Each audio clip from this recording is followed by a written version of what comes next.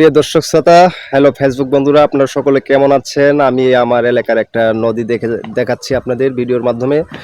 বাংলাদেশ হচ্ছে নদীমাতৃক দেশ, কিন্তু বাংলাদেশে বর্তমানে নদীগুলো ভরাট করছে মানুষ বিভিন্ন ঘরবাড়ি তোলার জন্যে। কারণ জনসংখ্যা যত বৃদ্ধি পাচ্ছে, গাছপালা কমে যাচ্ছে, এরপর পরিবেশ হুমকির সম্মুখীন হচ্ছে, তা তো হচ্ছেই বাংলাদেশ থেকে নদীগুলো বিলুপ্ত হয়ে যাচ্ছে। নদীগুলো ভরাট করে মানুষ বিভিন্ন রকমের ঘরবাড়ি, দালানকোঠা, বিল্ডিং ইমারত তৈরি করছে। কিন্তু নদী যে বাংলাদেশের একটা সম্পদ, এটা আমরা বোঝার চেষ্টা করি না।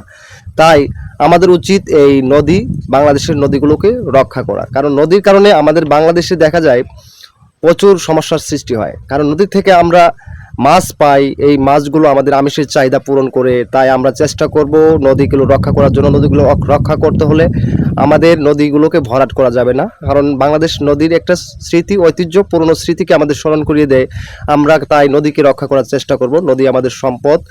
আর মানুষ এই নদীর ভিতরে বিভিন্ন রকমের নোংরা পশু প্রাণী গোসল করিয়ে প্রাণীগুলো নষ্ট করছে। আমরা নদীর পানি নষ্ট করব না।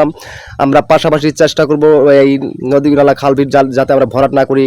নয়তো আমরা বাংলাদেশে যে বন্যা কবলিত এলাকা, আমরা বন্যা থেকে রক্ষা পাবো না। কারণ বন্যার সময় যে অতিরিক্ত পানিগুলো হয়, সেগুলো নদীতেই আশ্রয় নেয়।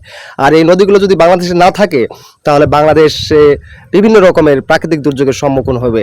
তাই আমরা আশা করছি নদীগুলোকে রক্ষা করার চেষ্টা করব। সবাই ভালো থাকবেন, সুস্থ থাকবেন।